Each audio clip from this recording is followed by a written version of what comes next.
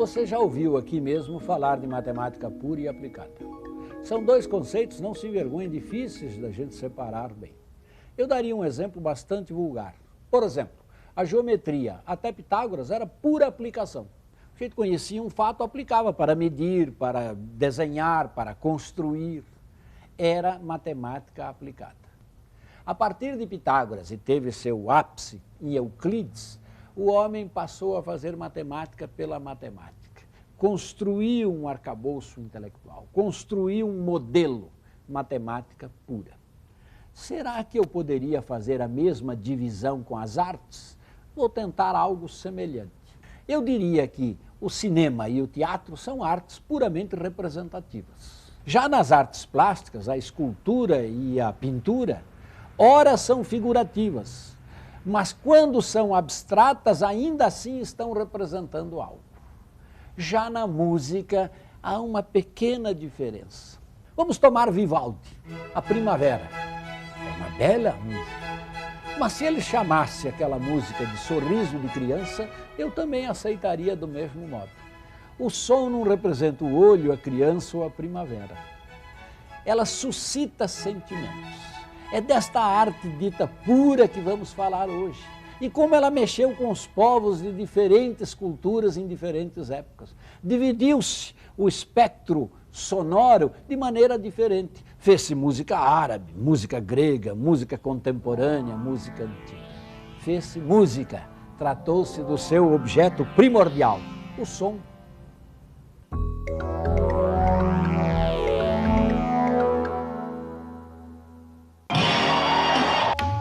Fim de semana.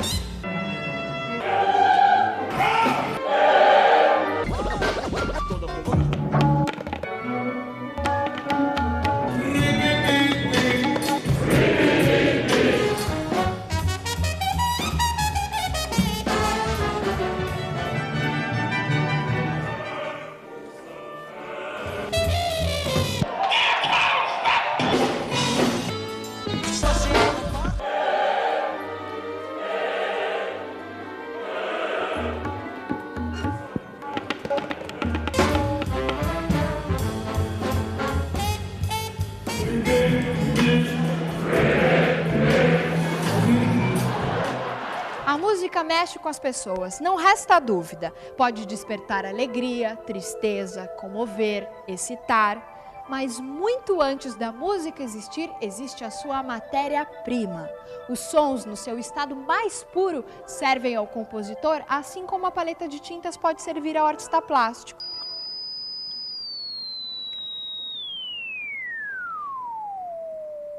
Com a invenção de modernos aparelhos analisadores de frequência, tornou-se possível comprovar matematicamente o que por intuição já se sabia desde os tempos remotos. O ouvido humano percebe os sons e transmite ao cérebro informações que serão processadas e entendidas. O som captado pelo ouvido humano ganha sentido quando ele chega no cérebro. O que a gente chama de som é resultado de oscilações muito rápidas que acontecem no ar que está em volta da gente, né? Essas oscilações se dão na forma de compressão e rarefação do ar, ou seja, as moléculas do ar se comprimem e se rarefazem muito rapidamente, e o ouvido capta esse movimento. Quando ele se movimenta para frente, ele cria uma zona de compressão do ar.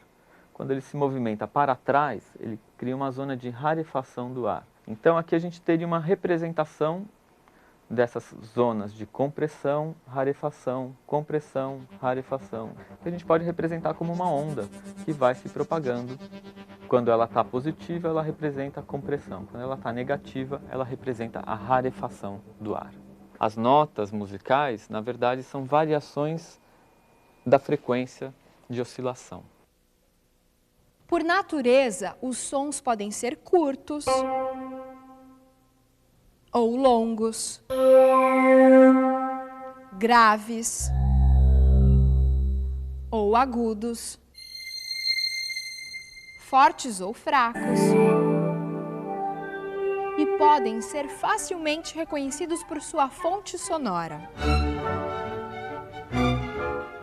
Um som traz dentro de si todas essas informações, simultaneamente.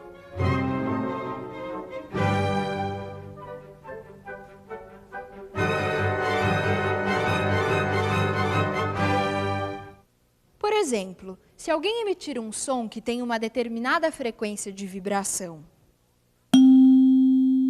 e uma outra pessoa emitir um que tenha o seu dobro, o ouvido humano interpreta essas frequências sonoras como equivalentes e passa a aceitá-las como sons musicais idênticos.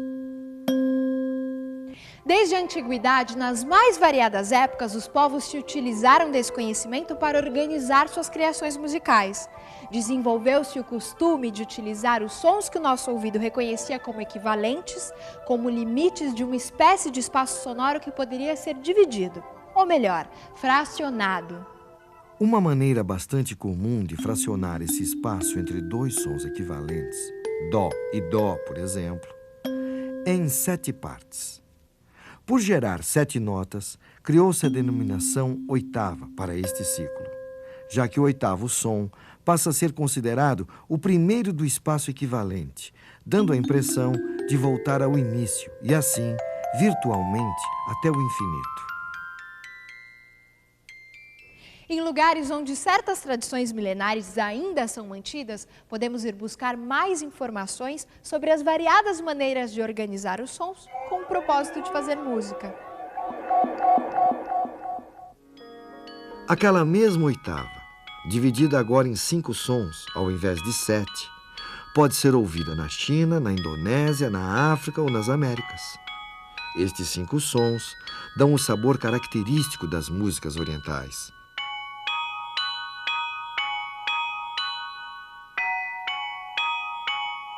E também do blues americano.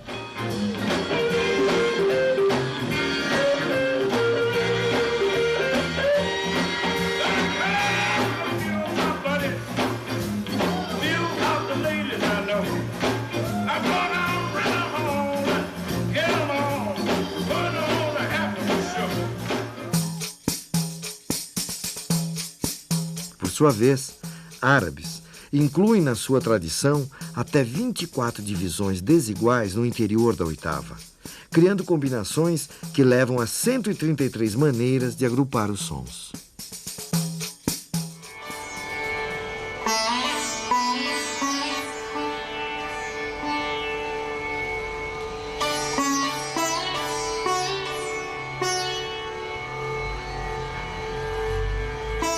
O sistema musical do norte da Índia tem 22 notas. São intervalos muito pequenos de som, que são chamados quartos de tom. E no sul da Índia eles têm 28 intervalos.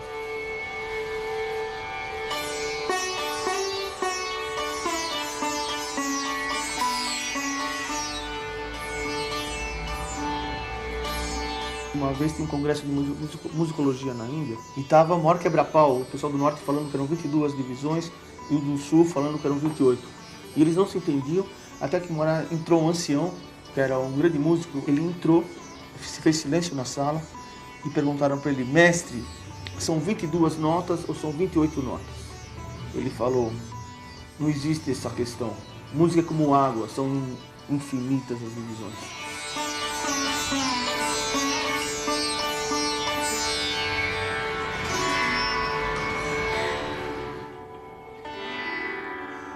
A música clássica indiana tem 10 escalas básicas que se subdividem em 64 e depois existe uma análise combinatória entre elas. Então é difícil você não cair numa sequência sonora de sons que não esteja mapeado na música clássica indiana. É muito estranho, é um sistema assim muito amplo e é totalmente matemático nesse sentido. Que na verdade você fica manipulando, você fica improvisando em cima de equações numéricas. Você faz uma análise combinatória, é um jogo. Imagina, com essas 7 notas, você está com as 7 notas, você fica brincando com elas.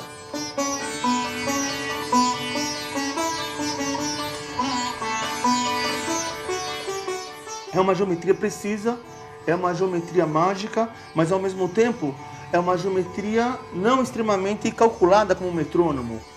Isso acontece muito no ritmo indiano, por exemplo. Um percussionista vai mexer com ciclos.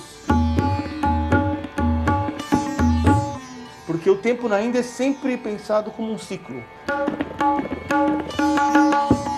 É um ciclo mágico de números que se repetem.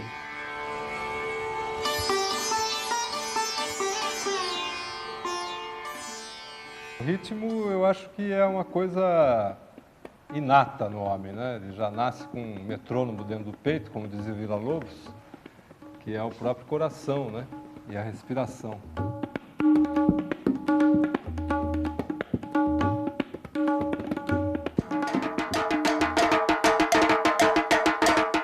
O tambor, ele toca e diz, gente, venha para os orixás, saia um pouquinho da sua estrutura terrena, da sua vida de pé no chão, né? E venha para um outro espaço, para serem outras coisas, para perceberem outras coisas, para terem outras percepções.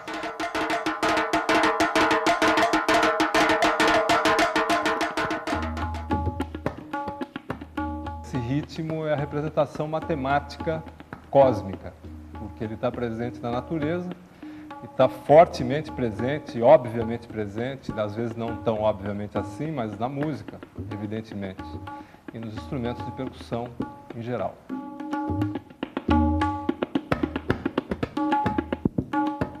A música, ela leva ao êxtase, né? Sempre vai levar ao êxtase, né? Sempre você vai ouvir a música, cada um tem um jeitão de receber esse êxtase, né? Ela chama para a linguagem mesmo de dentro para fora, né? É tirar alguma coisa de dentro e pôr para fora, né? Pôr para fora é uma energia que você tem dentro de você mesmo, né? E o tambor ajuda esse movimento, né?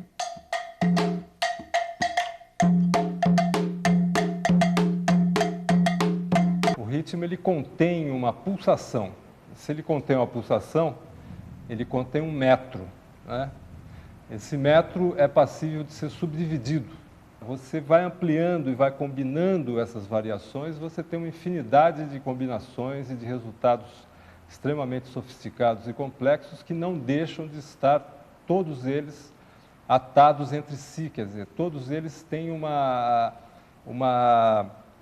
relação muito íntima com essa pulsação fundamental. Isso é matemática.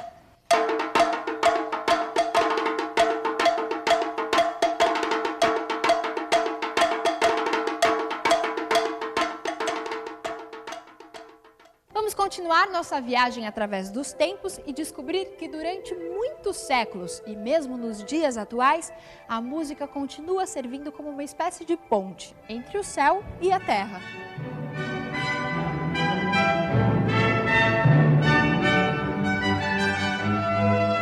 E quando a gente ouve a música do Bach, a gente sente um teor religioso muito forte, de elevação espiritual mesmo, assim, né?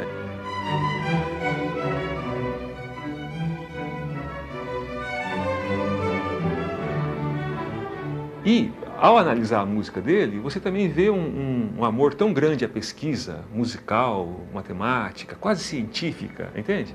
Que só se fosse uma busca pela perfeição, né? Atingir Deus por uma perfeição.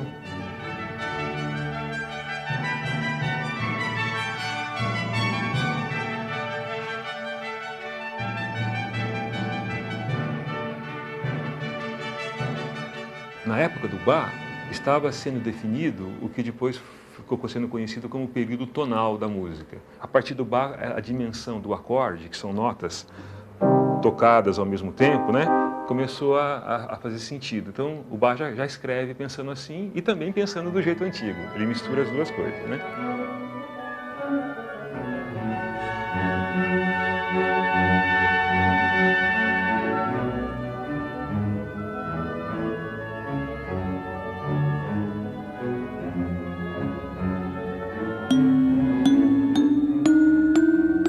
O temperamento consistia em dividir a oitava em 12 porções de tamanho idêntico.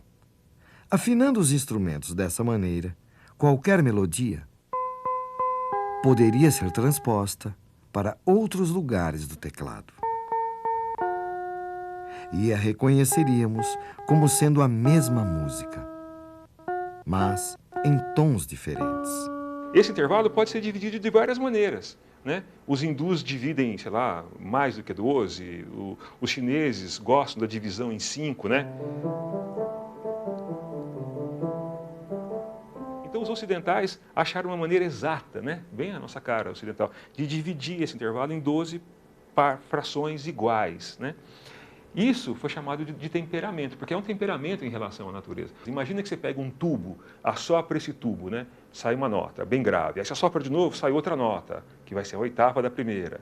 Aí assopra de novo, sai outra, que é a quinta da segunda. E se você conseguisse tirar uma série de sons, que é chamada série harmônica, né?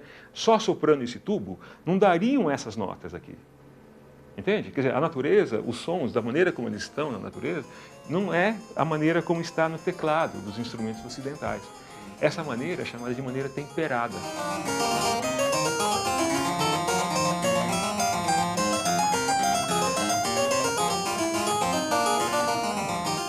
Então, essa música que foi consolidada, porque os caras vinham pesquisando há muitos anos, né? Nessa época, é depois a música que se torna regra.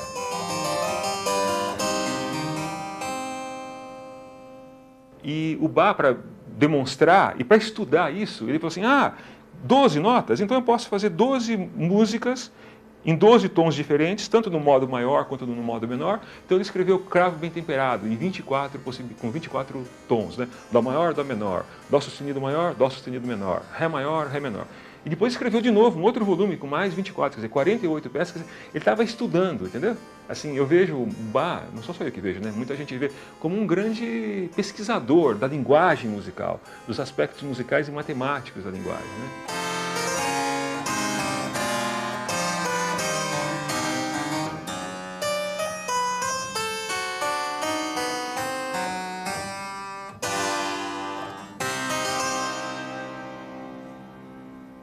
À medida que analisamos os acontecimentos musicais à luz da matemática, a exatidão numérica que orienta a escolha das notas e dos ritmos quando os músicos tocam ou compõem parece indicar que, de alguma maneira, eles sempre buscavam a perfeição.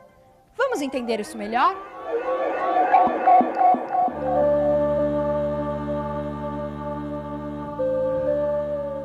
O filósofo e matemático Pitágoras realizou a primeira experiência registrada na história da ciência. Pitágoras construiu um instrumento composto por uma única corda estendida, que poderia ser pressionada em lugares calculados, e assim geravam sons que mantinham relações aritméticas. Para entender isso melhor, observe a sequência: 1, 2, 3, 4, 5, 6, 7. E perceba que cada número é obtido acrescentando 1 ao número anterior. Mas as notas obtidas à maneira pitagórica, geradas por relações aritméticas, produzem a cada oitava não as mesmas notas da primeira, mas outras, sutilmente desiguais. Essa diferença faz com que cada novo conjunto de notas seja diferente do primeiro. Se pensarmos em um esquema para representar esse fenômeno sonoro, as escalas pitagóricas geram não um círculo, mas sim uma espiral de notas.